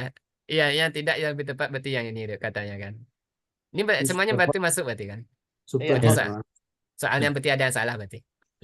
Betul juga tuh. Kalau Iya. banyak dah muka Google gini tuh panjang lah Google. Nah, kita Iya, lanjut, iya. kita lewatkan ya. Kita lanjut ke 38. Yang penting kita paham. Ya, yang ke-38 itu tentang Wali Songo Bapak Ibu. Ini Ana udah ringkas dari materi-materi yang ada Ana ringkas seperti ini ringkasannya. Tentang Wali Songo ini cara berdakwah mereka beragam ya. Mulai dari Maulana Malik Ibrahim atau Sunan Gresik panggilannya, berdakwah dengan membuka warung untuk berdagang, kemudian mengobati masyarakat secara gratis, bahkan diundang untuk menjadi atau mengobati istri raja dari Campa.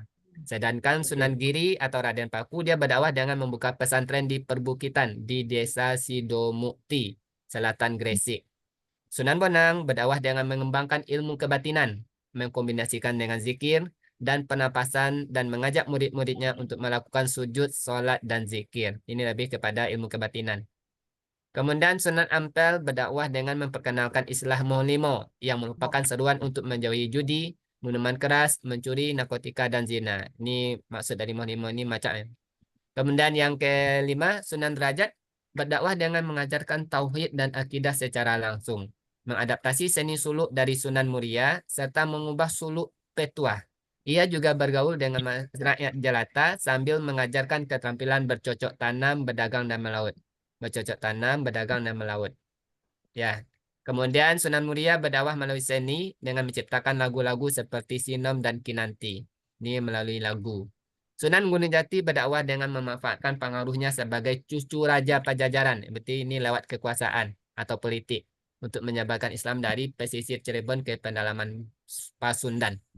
Kemudian yang ke-8, Sunan Kudus berdakwah dengan pendekatan toleran terhadap budaya setempat, budaya.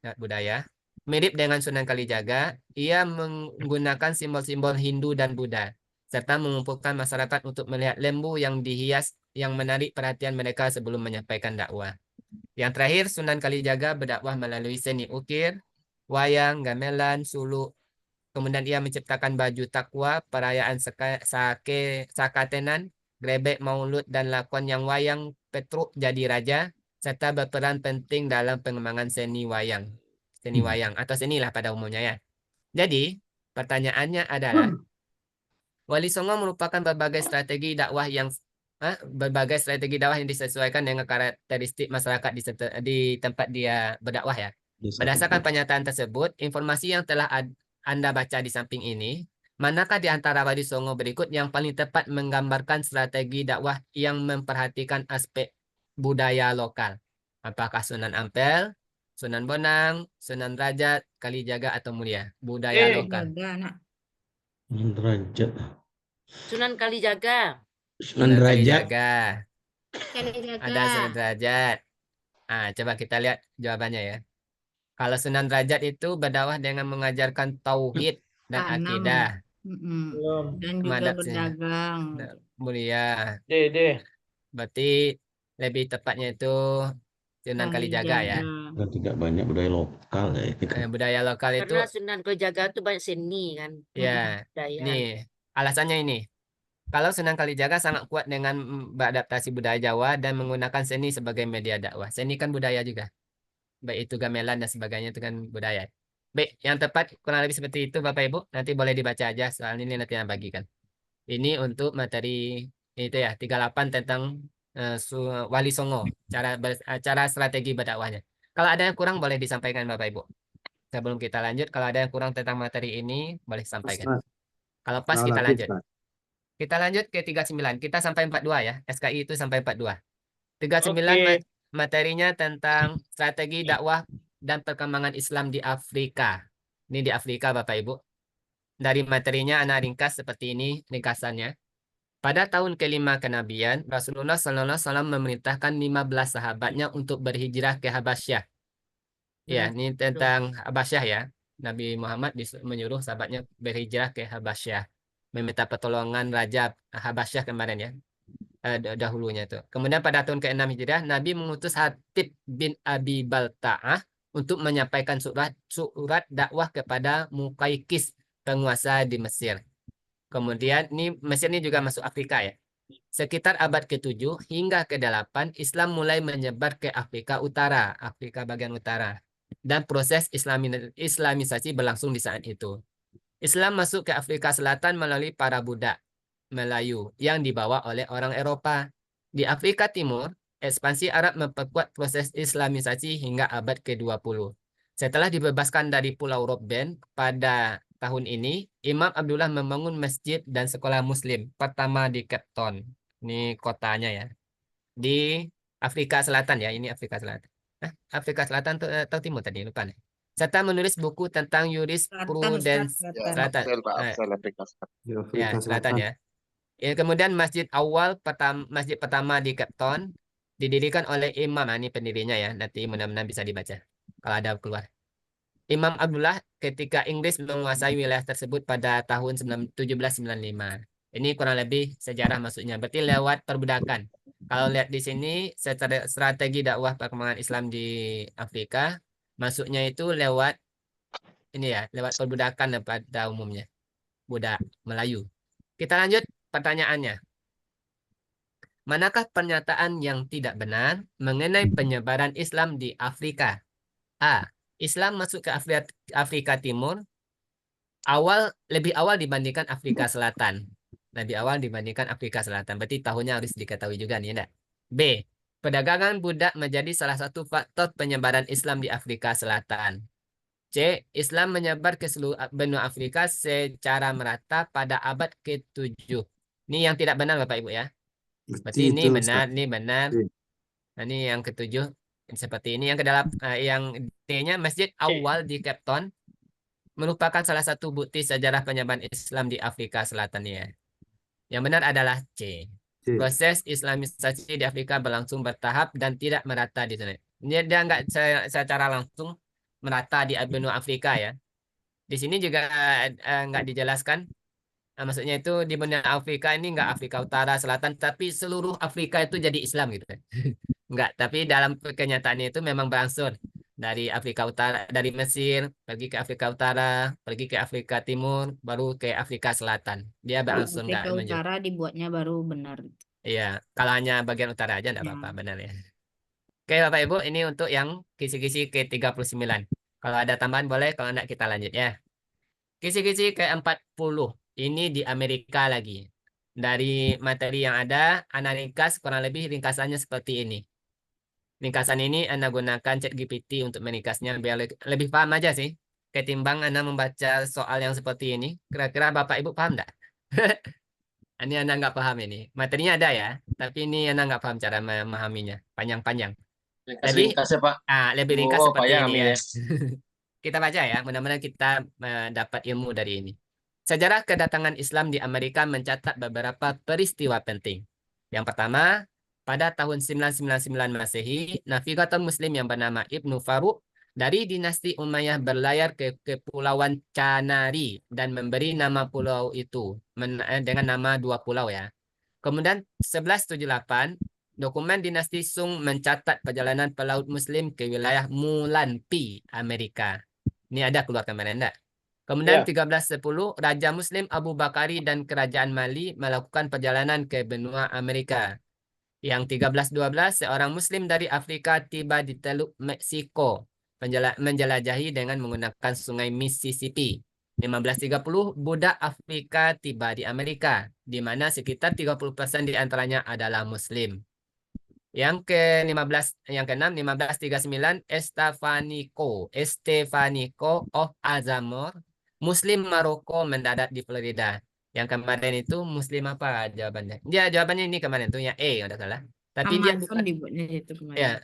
Dia bukan Muslim dari Maroko kemarin. Dia Muslim dari mana gitu kan? Dia mendarat di Florida. Kemudian yang 1732, Ayub bin Sulaiman Jalon, seorang budak Muslim dibebaskan dari Maryland. Kemudian 1807, seorang Muslim Afrika dinyatakan bebas dari Washington DC setelah larangan impor budak. 1839, Said Said dari Oman mengirim misi perdagangan ke New York. 1856, Haji Ali, seorang Muslim, disewa untuk eksperimen pemeliharaan unta di Arizona.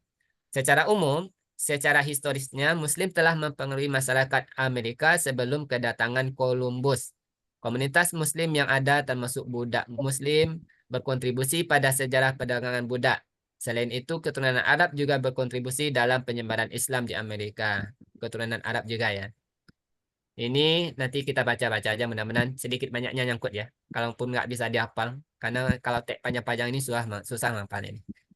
Kita fokus aja ke pembahasannya. Berdasarkan informasi di atas, manakah pernyataan berikut yang paling tepat mengenai kedatangan Islam di Amerika? Oh, ini malah dah ditamin pula bulan. Islam baru masuk ke Amerika setelah kedatangan Columbus. B. Semua Muslim datang ke Amerika adalah budak. Salah. Tidak mungkin semua Muslim datang ke Amerika adalah budak. C. Kontak antara Muslim dan Amerika hanya terjadi melalui perdagangan budak. Salah tadi ya. Adanya kontak antara Muslim dan Amerika jauh sebelum kedatangan Columbus. E. Islam hanya menyebar di Amerika melalui migrasi dari Afrika. Salah. Di sini juga banyak tadi ya. Ini yang lebih tepatnya ini ya. Sebelum kedatangan Columbus, masyarakat Muslim telah mempengaruhi masyarakat Amerika sebelum kedatangan Columbus. Yang lebih tepat adalah D, Bapak Ibu ya. Kita lanjut. Soal ke-41, 2 soal lagi Bapak Ibu. Oke. Gas, Pak. 41 itu tentang Muslim di Eropa. Sejarah dakwah perkembangan Islam di Eropa. Materi yang Anda temukan seperti ini, kita bacakan mudah-mudahan sedikit banyak nyangkut lah ya. Sejarah masuknya Islam di Eropa. Sejarah pra-modern, Islam di Eropa Barat dibagi menjadi 2 periode. Pertama, dari abad ke-8 hingga akhir abad ke-15, berarti 8 sampai 15. Ana kasih warna kuning aja lah, biar lebih paham. Abad ke-8 sampai abad ke-15. Di mana wilayah tersebut seperti Spanyol dan Sicilia dikuasai oleh Muslim, menjadikan Islam sebagai mayoritas kedua. Mayoritas maksudnya. Ini yang pertama ya. Ana kasih enter aja lah ya. Ini yang pertama. Kemudian yang kedua di sini. Kedua sejak abad ke-19. Ini abad ke-19. Abad 19 Islam menjadi minoritas. Oh, dia mayoritas itu di Spanyol itu pada abad 8 sampai 15. Dan pada abad ke-19 dia menjadi minoritas jadinya. Anak kasih warna lah ya. Nah, ini mayoritas itu di abad 8 sampai 15. Di abad ke-19 dia menjadi minoritas atau terkucilkan. Setelah adanya penguasaan Kristen mulai memperlakukan tawanan Muslim sebagai budak. Periode pencerahan dan revolusi Prancis membawa kebebasan beragama yang menciptakan peluang bagi umat Islam di Eropa, terutama setelah Perang Dunia Kedua. Ini kemundurannya, ini kemajuannya di sini. Kemudian, strategi dakwahnya seperti apa? Islam memasuki Eropa melalui 4 periode. Pertama, kekhalifahan Islam di Spanyol Andalusia berlangsung sekitar abad ke-8 hingga 1492 atau sampai abad ke-15 tadi nih ya, abad ke-15 ya. Kemudian penyebaran tentara Mongol pada abad ke-13 yang meninggalkan penduduk Muslim di wilayah sekitar Sungai Volga dan Kaukasus. Ini strategi dakwahnya. Enggak, ini Islam masuk ke Eropa ya, salah. Ini masuk Islamnya ke Eropa. Kemudian ekspansi kekhalifahan Turki Utsmani ke Balkan dan Eropa Tengah pada abad ke-14 dan 15. Ini sejarah masuknya Bapak Ibu ya. Ini sejarah masuknya nih. Yang keempat, imigran Muslim pasca Perang Dunia Kedua ke negara-negara industri seperti Prancis, Jerman, Inggris, Belanda, dan Belgia. Ini sebab masuknya, jalan masuknya. Kemudian perkembangannya seperti apa? Perkembangannya yang ini ada 4 macam ini. Negara di Eropa yang berkembang negara Muslimnya. Di Belanda, Islam berkembang melalui Abdul Wahid van Bommel, anak kuning kan? Dengan jumlah masjid mencapai 300 pada tahun 1990, termasuk Masjid Mubarak dan Masjid Al-Hikmah. Inggris penyebaran Islam dipengaruhi oleh Mozambores. Nah, ini perlu dapat juga mungkin tokohnya nih. Mudah-mudahan nanti ada yang keluar ya. dengan masjid besar seperti Masjid Agung di Regent Park London. Yes. Ya, Regents. Prancis, pertumbuhan Islam terjadi melalui imigran dari Maghribi. Ini imigran dari Maghribi atau Maroko. Jumlah penghuni Islam di Prancis mencapai 7 juta pada tahunnya di Prancis ya, menjadikannya yang terbesar di Eropa. Kemudian Jerman, imigran Turki dari Timur Tengah meningkat pada akhir abad ke-17. Ini imigrasi dari Turki dan Timur Tengah. Ini nama tokohnya, ini imigrasinya. Pasca Perang Dunia Kedua dan banyak yang direkrut sebagai pekerja di tahun 1960-an setelah Indonesia merdeka ya. Kira-kira pertanyaannya adalah, meskipun mengalami pasang surut, Islam telah menjadi bagian integral atau menyatu dari sejarah dan budaya bangsa Eropa. Berdasarkan informasi yang telah Anda baca di samping ini, manakah di antara faktor berikut yang paling berperan dalam berlangsung Islam di Eropa, terutama setelah mengalami penurunan signifikan pada abad ke-8 sampai ke-15 ya. Ini setelah abad ke-15, berarti abad kemundurannya. Inilah ada jawabannya. Iya, ada jawabannya. Lupa menghilangkannya. Jawabannya adalah C ya. Kebebasan beragama dan migrasi. Ini alasannya. Lanjut aja Pak Sredi. Ya lanjut ya. Satu lagi soalnya. Ini waktu udah 9:30 lewat ya. Satu lagi Bapak Ibu. SKI 42. Habis itu nanti masuk akhlak dan seterusnya ya. Baik, yang 42 tentang Islam di Australia. Caranya sama, strategi dakwah dan perkembangan Islam di Australia. Yang Anda temukan materinya kurang lebih seperti ini. Anda bacakan, mudah-mudahan nanti nyangkut ya. Islam pertama kali masuk ke Australia melalui Pelaut Makassar yang mendarat di bagian utara sekitar tahun 1700-an. Datang untuk mencari teripang dan berinteraksi dengan penduduk asli. Pengaruh Islam kemudian diperkuat oleh penunggang unta dari Pakistan dan Afghanistan antara tahun ini, yang juga mendirikan masjid pertama di Australia. Berarti yang mendirikan masjid pertama adalah orang ini. Orang dari Pakistan dan Afghanistan di tahun ini dia mendirikan masjid pertama. Pada tahun 1900-an, Australia kedatangan buruh migran dari berbagai negara Timur Tengah dan Afrika seperti Turki dan seterusnya. Islamic Museum Australia didirikan untuk mengenalkan wajah Islam kepada masyarakat Australia. Kemudian soalnya, kalau ada yang kurang nanti boleh ditambahkan Bapak Ibu ya. Islam pertama kali masuk ke Australia melalui Pelaut Makassar pada tahun ini. Berdasarkan pernyataan tersebut dan informasi yang telah Anda baca, manakah di antara faktor berikut yang paling berperan dalam mempercepat penyebaran Islam di Australia pada abad ke-20? A. Kedatangan Pelaut Makassar. B. Perdagangan teripang antara Pelaut Makassar dan penduduk asli. C. Migrasi besar-besaran dari Timur Tengah dan Afrika. D. Pendirian masjid pertama oleh penunggang unta dari Pakistan dan Afghanistan. Atau yang E. Peran Islami, peran yang terakhir Islami ini dalam memperkenalkan Islam. Mana yang lebih berperan? A.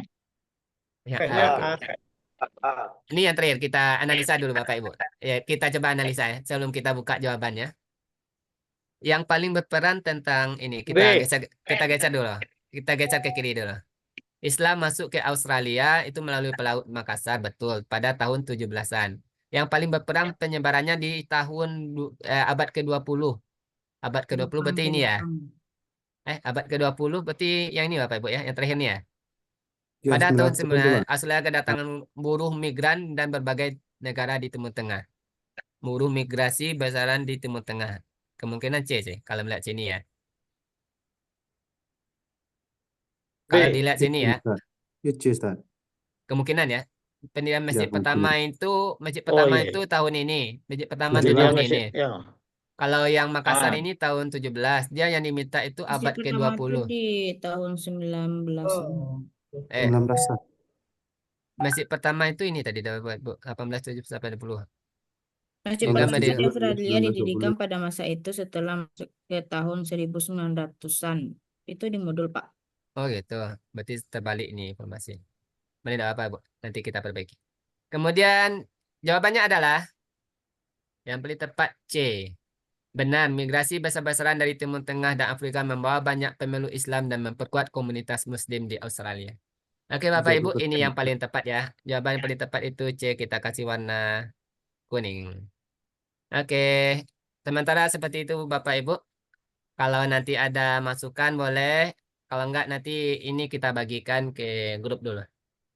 Nanti Ana share ke grup Padang Utara. Nanti Pak Imran boleh bagikan ke teman-teman yang lain Pak Imran ya. Siap, Komandan. Ana sharekan. Ana share Tapi yang sekarang. sudah diwarnai itu ya, Pak?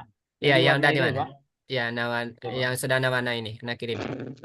Yang di-share ini cuma SKI aja Pak Ana. Semuanya, Bu. Tapi kan Ya. semuanya kan belum dibahas kan. Semuanya Alhamdulillah. masih perlu dikaji-kaji ulang ya. Ya, soal saya 2 jam. Pak, Udah. tentang Sekedar teori baca-baca pembelajaran aja itu, nanti, Pak. Apa, Pak? Yang banyaknya tentang teori pembelajaran itu, Pak. Oh, teori Pedagogi, pembelajaran. Pak, pedagogi. Oke, sedikit ya. Ana di sini teori pembelajaran. Mana tadi? Oke, Pak Asriadi, Iya, iya, sepertinya iya. kita cukup malam. Cukup aja. Kembali Untuk pada malam ini ada kita Bapak. ya. Untuk malam ini Boleh, kita boleh. cukupkan Cukup sepertinya ya, boleh. karena ada jam Ada yang 10 ngantuk juga juga. nih. Udah mau Boleh, jam boleh. 10, besok Bapak Ibu juga bertugas. Jadi rasanya kurang elok juga kita kalau terlalu malam. Anda terlalu Semangat malam, boleh, boleh, boleh. tapi Pak tetap Prof, memperhatikan. lanjut malam besok atau siang, Pak Prof? Lanjut besok, Ustaz. Misalnya. Pak Kita Darwin lihat besok. kondisi. Lihat Kita kondisi. lihat Siap, kondisi Pak, ya. Pak Darwin. Nanti apa Minta kita izin kabari. harus tolong, Ustaz. Terima kasih Ustadz Asriadi, Ya, luar biasa. sama-sama. Materi sejarah ya. Nah, materi sejarah ini materi yang paling membosankan, paling membuat mengantuk ya Bapak Ibu, apalagi di jam yang memang kita ada butuh istirahat. Malam. Ya, alhamdulillah. Tapi belum ngantuk lagi, Pak. Bu, begitu semangat, antusias. Insya Allah dengan semangat ini Tapi kita di lulus mata Pak 100%. Suryadi mudah ya. Amin, amin ya rabbal alamin. Bapak Ibu, kita saling berbagi. Tadi saya sudah share di chat itu ada Google Form. Itu Google Form terkait dengan soal latihan UP ya, ada 50 soal. Mungkin Bapak Ibu bisa kerjakan nanti sebelum tidur. Di grup PPG Kuranji Padang Timur Kota Padang juga sudah saya share. Nanti juga bisa dibagikan ke kawan-kawan gitu. Itu sebagai bentuk Terima kasih, ikhtiar. Pak Darwin. Kemudian Pak Bapak Prof. Ibu yang ada mungkin berupa Google Form atau berupa quizzes soal-soalnya. Karena kalau kita sekarang tuh waktu kita tuh sedikit Bapak Ibu. Kalau kita baca modul, kita baca itu membosankan. Sekarang Iya, kita butuh masanya. belajar dengan tantangan. Nah, makanya saya coba belajar dengan tantangan tuh seperti Kahoot tadi gitu ya. Iya, iya. Quizzes dengan Google Form. Nah, insya Allah tuh semangat belajar kita akan meningkat. Tapi kalau baca itu buat kita jadi boring. Saking banyaknya yang mau dibaca gitu. Ngantuk Waktu apa, Prof? sudah singkat gitu. Jadi Iya, iya. butuh strategi mungkin Bapak Ibu kita belajar. Dan kalau ada Bapak Ibu yang punya boleh di-share. Jadi kita memang semangat bersama. Seperti Lulus kata bersama. siapa yang kemarin katakan, kita masuk PPG bersama, lulusnya juga bersama. Sepakat Bapak Ibu? Amin. Sepakat. Pak Darwin, tadi Oke, tadi dokumen. ada kawan Pak Darwin. Kok 100 Ah. kuota Zoom-nya ya? Padahal tadi banyak yang masuk tadi. Oh, Jadi ya, Saya susah juga masuk tadi, Pak Darwin. kapasitas jadi gini 100 Pak ya. Im, kita punya prinsip yang terlambat tutup pintu dari luar. Kota kita memang untuk Zoom cuma 100 gitu. Nanti untuk saat ini belum bisa kita tambah kota gitu. Jadi memang harus disiplin. Yang terlambat bantu tutup pintu dari luar gitu. Bapak Ibu, kita dokumentasi terakhir sebelum sebelum Foto-foto kita tutup ya. Boleh? Boleh Tapi dibuka. Pak Ana di-share tadi soalnya Pak Ana. Tadi Imran, Ana tunggu ya Pak Imran di grup Pak Imran. Ana di Boleh, grup Bapak Padang Ibu. Utara tadi Bapak Ibu. Besok apa Padang materi Utara. kita Pak Darwin? Ya, Cepat tapi yang di materinya. luar Padang gimana caranya, Pak? Nanti Pak Imran tolong bantu bagikan. Pak Imran nanti tolong. Ah, ya, kami tunggu lah. Oke Bapak Ibu, boleh kita coba ya Padang ya, Pak, ya, layar luar Padang pertama masih dulu. tinggi. 1, 2, 3. Oke, kita lanjut layar 2. Lupa saya ya, tadi tidak terap. Ini Ulang di layar lagi 2 Pak masih banyak yang Darwin. belum. Ya, ini masih banyak yang belum buka layar. Boleh buka layarnya Bapak Ibu. Ya, ulang lagi Pak Darwin. Ya nih, 1, 2, 3. Boleh Bapak Ibu juga ambil ya. Khawatirnya nanti tidak tertangkap kamera gitu. Oke, lanjut layar 3 Bapak Ibu. Nih layar 3 banyak kali nih Keren. yang belum buka kamera. Layar 3 banyak nih yang belum. Kalau nama ini nggak usah lah ya. Nah, oke. Oke, Enggak lah Bapak itu. Ibu. Eh boleh mungkin nanti kita cari waktu. Kayaknya kita lebih ke apa lagi Bapak Ibu pedagogi ya, seperti teori belajar. Itu Ya, kan ya, kita betul tuh. agak mana yang konstruktivistik, betul. behavioristik dan Iya, kognitivistik. kognitif. Nah, di situ kan IPK juga masuk agak Bu, Pak bingung kita Dawi. ya Bapak Ibu. Kira-kira Bapak Ibu siapa yang bersedia nanti untuk apa? Bu Fira. Nggak ada dong Pak, Oh, nggak ada. Bu Fira Ariska Putri memang tadi, Pak. Nggak Ah, apa. mana Iya. Bu Fira? Mana Bu Fira? Ini yang cantik Kiranya manisnya. mantap Bisa Bu. Bu Fira? Nanti Jago kita jago. saya Lulus selalu. saya Saling cek berbagi, Bu dulu. Fira. Selalu dong. Bisa Bu Fira? Insya Allah bisa. Insya Corona Allah. Bu Fira, Saya. gua nggak mungkin menurut Pak. gua, Pak. Kalau Pak Im tuh nyuruh itu kan sami'na wa ta'na ya. Ya Bu Fira Itu ya. sip. Oke, Bapak Ibu, nanti saya kabari. Saya juga lihat kondisi besok gitu ya, karena memang kondisi di sekolah juga kami di sekolah agak dikejar nih dengan deadline harus pengesahan mengirim RKAS besok gitu kan, terakhir 31 Nggak besok ya saya Isa Oktober. benerin. Nah, nanti lihat kondisi Bapak Ibu, nanti kalau sempat saya IPK kabari. juga bagus. Oke, Bapak Ibu, itu saja mungkin untuk pertemuan kita malam hari ini. Terima kasih dan mohon maaf kalau ada hal-hal yang kurang berkenan. Selamat beristirahat. Assalamualaikum warahmatullahi wabarakatuh. Terima kasih Pak Waalaikumsalam Darwin, Mas warahmatullahi Yadi, wabarakatuh. Bapak Ibu. Sama-sama Pak Guru. Terima kasih Pak Darwin. Terima kasih.